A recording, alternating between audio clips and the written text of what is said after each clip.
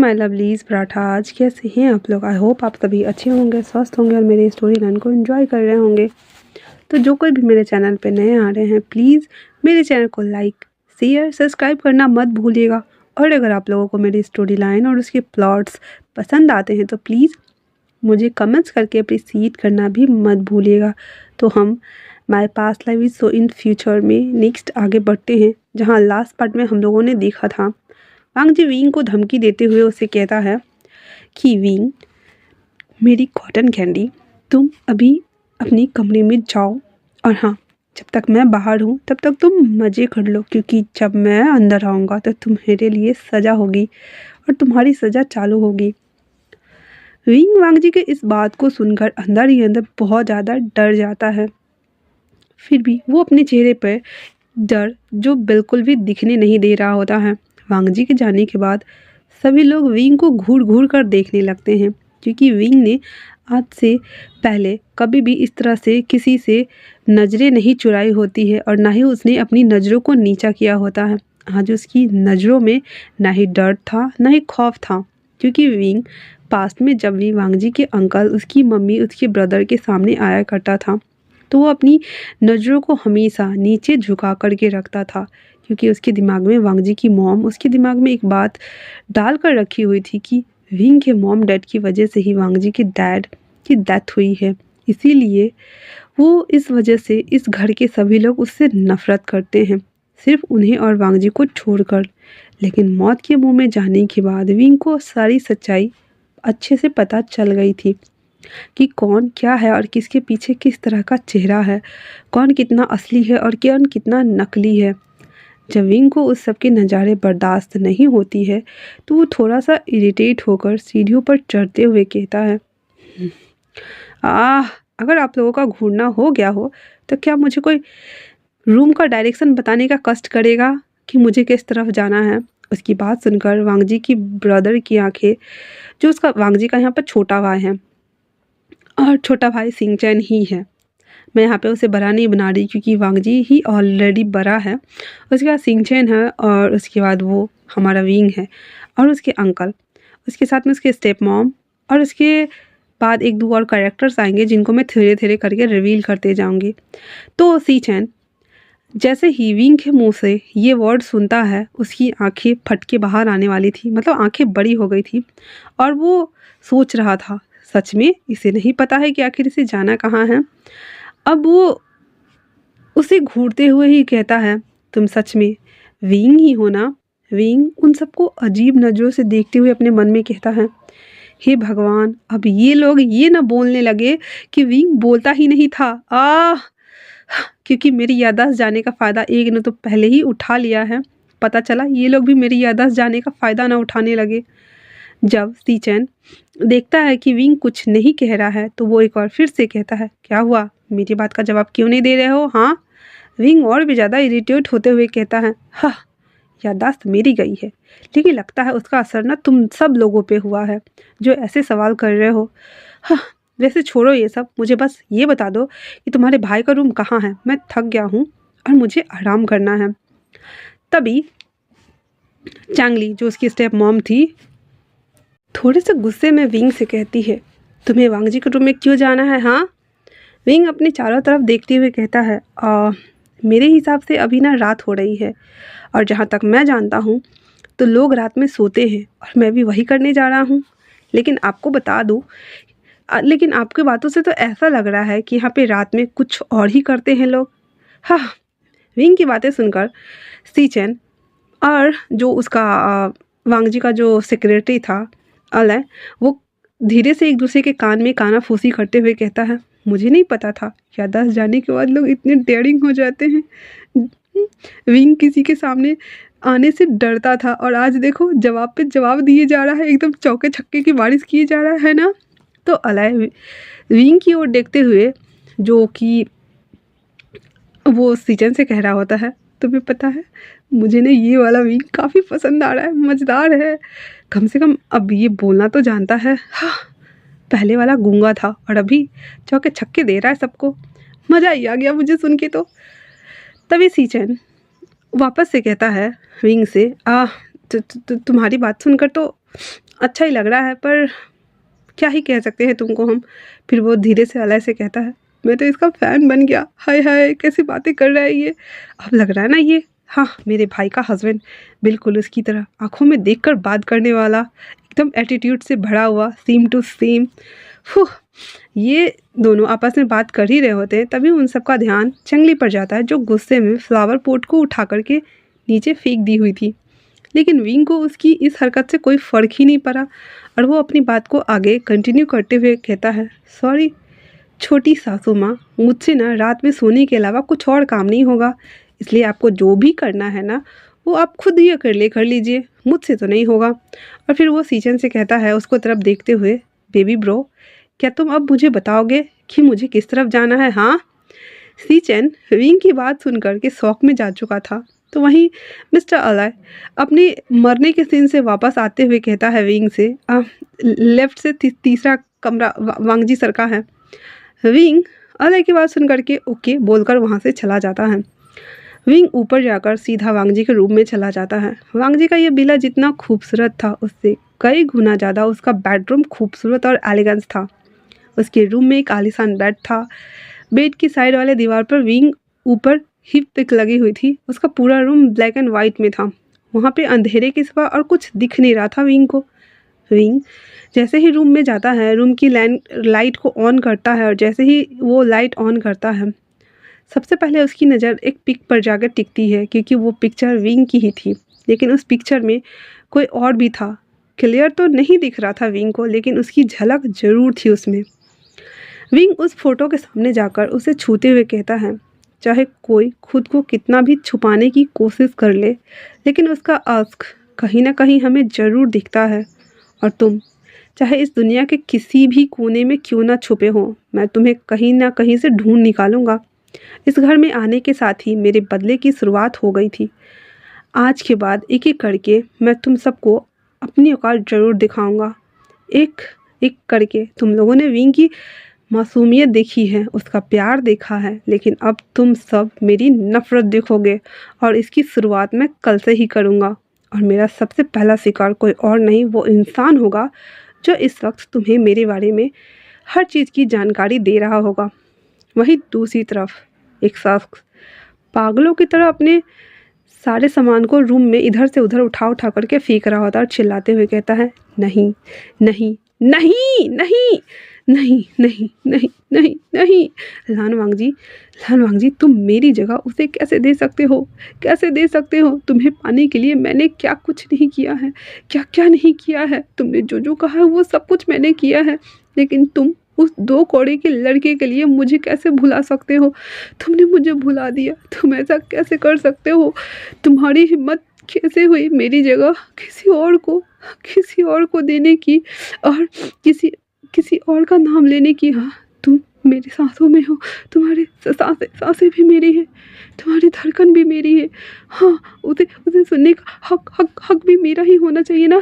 तुम समझ रहे हो लानवांग जी, तुम सिर्फ मेरे हो। वो विंग, वो 2 टके का विंग तुम्हारा कैसे हो सकता है? वो तो तुमसे प्यार भी नहीं करता। मैं तुमसे बहुत प्यार करता हूँ वांग जी, मेरी बात सुनो।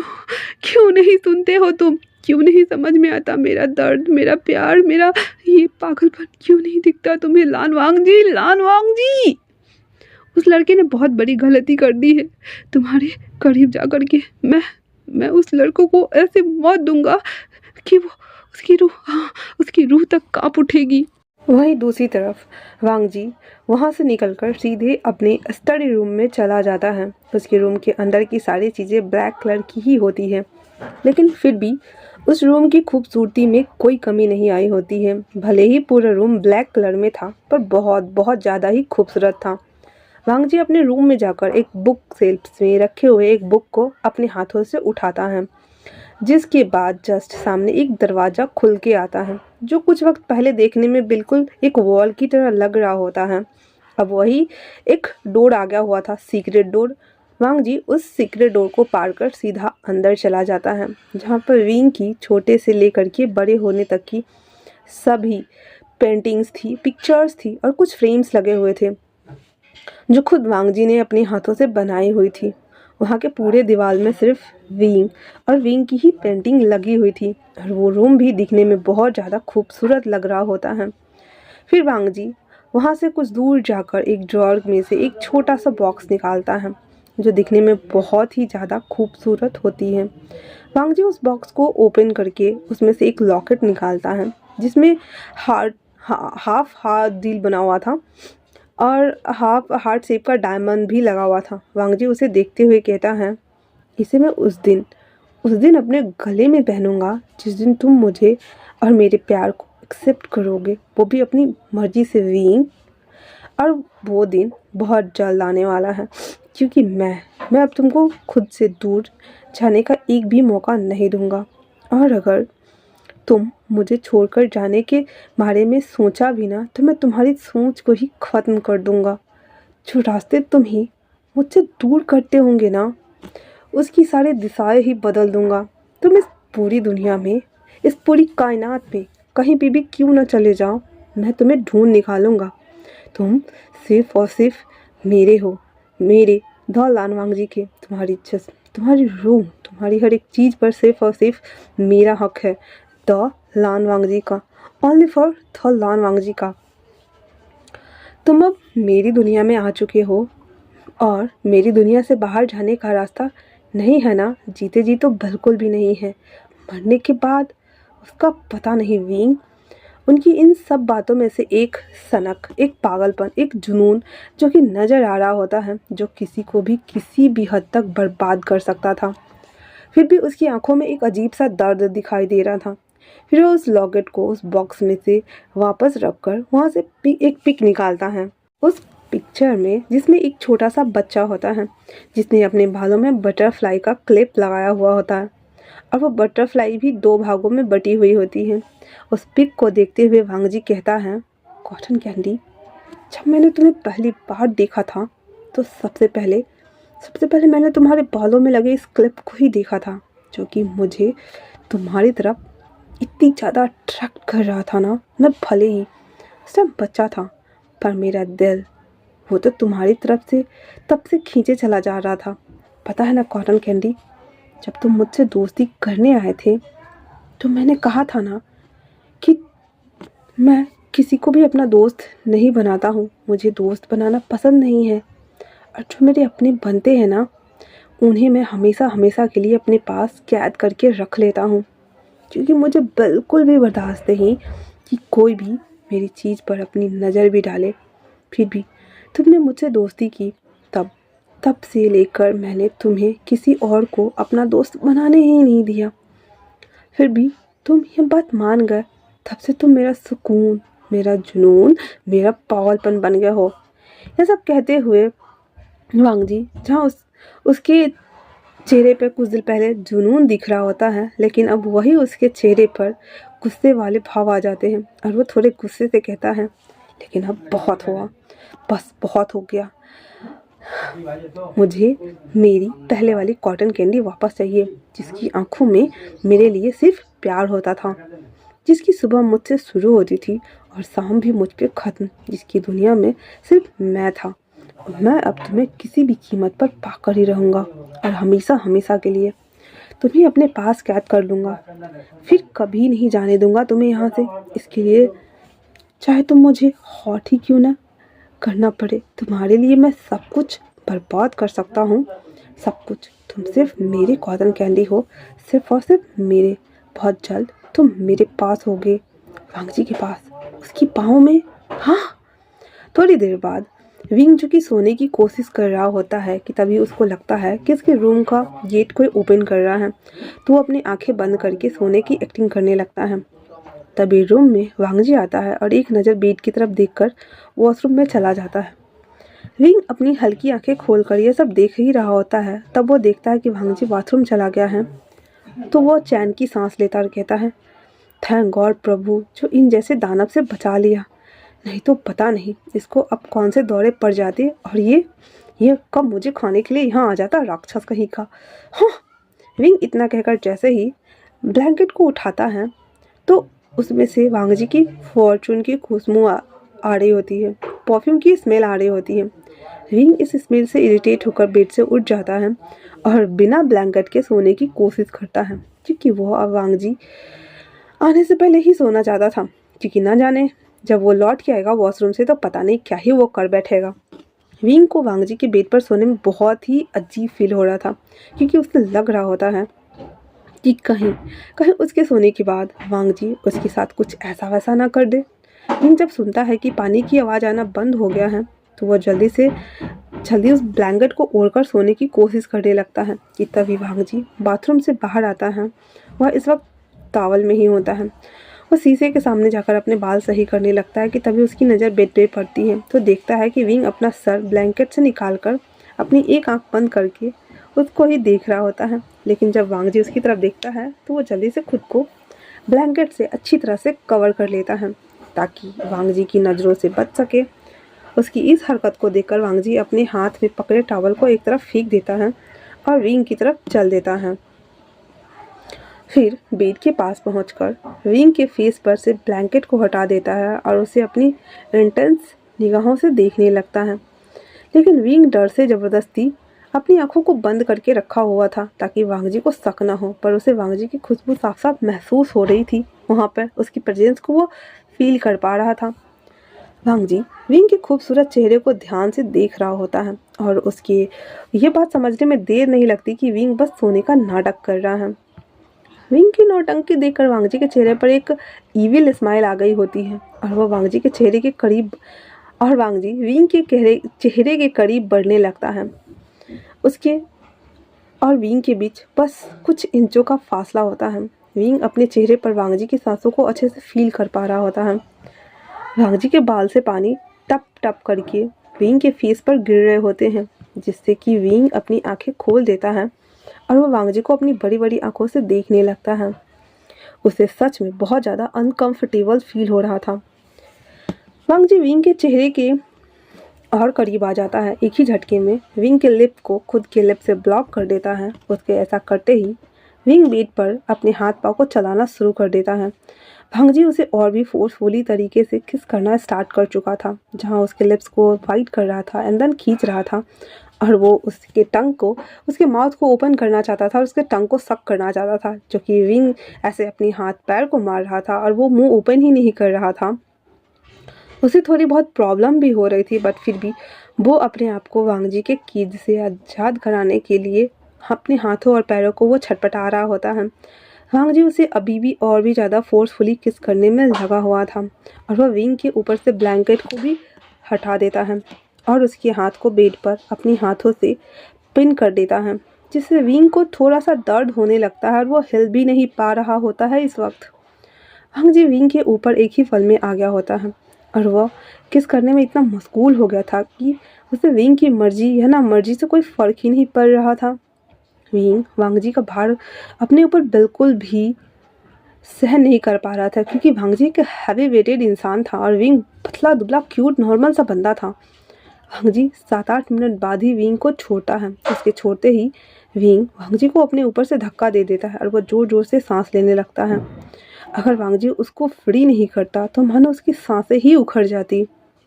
विंग वांग जी को धक्का देकर तुरंत बेड पर उठ के बैठ जाता और कहता है, मुझसे दूर रहिए, आपने आपने मुझे समझ क्या रखा है? हाँ, जब जब जी चाहा तब आप मुझे। और इतना कहते ही विंग का गला भर जाता है। वो आगे कुछ बोल पाता उससे पहले ही वांग जी अपनी रौबदार आवाज़ में कहता है, मेरे करीब आने से तुम्हें इतनी प्रॉब्लम है? हाँ, मेरा टच करना तुम्हें अच्छा नहीं लगता? तो फिर तुम्हें किसका छूना पसंद है? हाँ, ये कहते हुए वो विंग के जबड़ों को पकड़ के दबाते हुए कहता है, एक बात याद रखना कॉटन कैंडी, तुम पे सिर्फ मेरा हक है, सिर्फ मेरा, लान वांग जी का। अगर तुम किसी को पसंद भी करते हो ना तो वो अब जिंदा नहीं बचेगा, समझे? क्योंकि लान वांग जी को जो चीज़ पसंद आ जाती है वो सिर्फ और सिर्फ उसी का होके रह जाता है। विंग के दोबारा बोलने से पहले ही वांग जी उसे फिर से बेड पर धक्का दे देता है और उसके साथ को ओपन कर देता है। वांग जी विंग के वाइट से मिल्की बॉडी स्कून को वह स्कैन करना शुरू करता है, उसे देखने लगता है उसे अब्जॉर्ब करना स्टार्ट कर देता है। विंग को ऐसे देखकर वांग जी मानो अपने ऊपर अपना कंट्रोल खो रहा होता है और वो विंग के नेक पर रफली उसे किस करना लगता है, उसे शक करने लगता है और वो अपने दांत को गरा रहा था, वो भी बहुत हल्के हल्के तरीके से। विंग वांग जी के इस तरह से अपने पास आने से थोड़ा सा घबराया हुआ था और वो कुछ और भी रिएक्ट कर पाता उससे पहले ही वांग जी ने अपना पूरा सेंस खो चुका था। वो फुल टू अराउज्ड होना शुरू हो चुका था। उसके अंदर बहुत ही ज़्यादा सेंसेशन बढ़ रहे थे और वो अपना कंट्रोल लूज़ करता जा रहा था।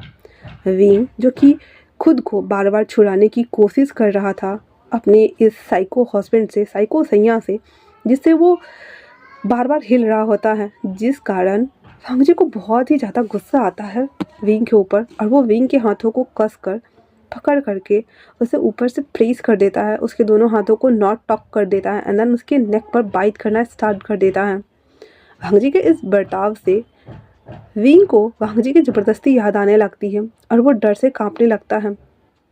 फिर अचानक से ही उसके मुंह से मॉम ऐसे वर्ड निकल जाता है और वो रोने के सिवा कुछ नहीं कर पा रहा होता है। विंग के मुंह से जैसे ही वांग जी मॉम सुनता है, उसकी आंखें गुस्से से एकदम लाल हो जाती है और वो अपने चेहरे पर और भी ज़्यादा डेविल वाला एक्सप्रेशन लिए हुए विंग की आंखों में झांक कर देखने लगता है और फिर एक कदम से वांग जी पीछे से विंग के बालों को पकड़ कर उसके चेहरे के अपने क्लोज करके दांत पीसते हुए कहता है, हिम्मत भी कैसे हुई तुम्हारी? हाँ, कैसे हुई तुम्हारी हिम्मत अपनी जुबान पर मेरे सिवाय किसी गैर का नाम लेने की? You are only mine cotton candy. मैंने तुमसे पहले ही कहा था, मैंने तुमसे पहले कहा था ना तुम्हारे दिल में, ना तुम्हारे दिमाग में, यहाँ तक कि तुम्हारे तक जज्बातों में सिर्फ एक ही नाम होना चाहिए और वो है लान वांग जी का। तो फिर किसी गैर का ख्याल अपने दिमाग में सोच भी कैसे लिया तुमने? हाँ, याद रखना विंग, अगर कोई हमारे बीच आया, फिर चाहे वो तुम्हारे ख्यालों में ही क्यों ना आया हो, मैं उसे मार डालूंगा। वांग जी ये सब इतना गुस्से में बोल रहा होता है कि विंग डर के पीछे होने लगता है और वो डरते हुए कहता है, हाँ हाँ, बहुत बहुत बुरे हो, मुझे दूर रहो प्लीज़ प्लीज़, मुझे दूर रहो, जाओ यहाँ से जाओ, मुझे छोड़ दो प्लीज़ प्लीज़ प्लीज़। विंग इसे छटपटाते हुए वांग जी से कहता है, लेकिन वांग जी उससे दूर हो जाता और अपनी शर्ट को उतार उसे सोफे पर फेंकते हुए सरकास्टिक स्माइल के साथ में कहता है, नो वे वाइफी, मैं तुम्हें रियल लाइफ में किसी और के साथ इमेजिन भी नहीं कर सकता, पर तुम हो कि हमारे प्राइवेट मोमेंट में किसी और को याद कर रहे हो। तुम्हें लगता है कि इतनी बड़ी गलती करने के बावजूद तुम्हें मैं ऐसे ही जाने दूंगा, छोड़ दूंगा? हाँ, नो वाइफी, तुम और तुम्हारी रूह सिर्फ और सिर्फ मुझसे जुड़ी है। हक है मेरा तुम पर, मगर तुम मेरे हक को शेयर करोगी किसी और के साथ में, तो इसकी पनिशमेंट तो तुम्हें मिलना चाहिए ना wifey, my little my dear cotton candy. हाँ, तो अब सजा भुगतने के लिए तैयार हो जाओ।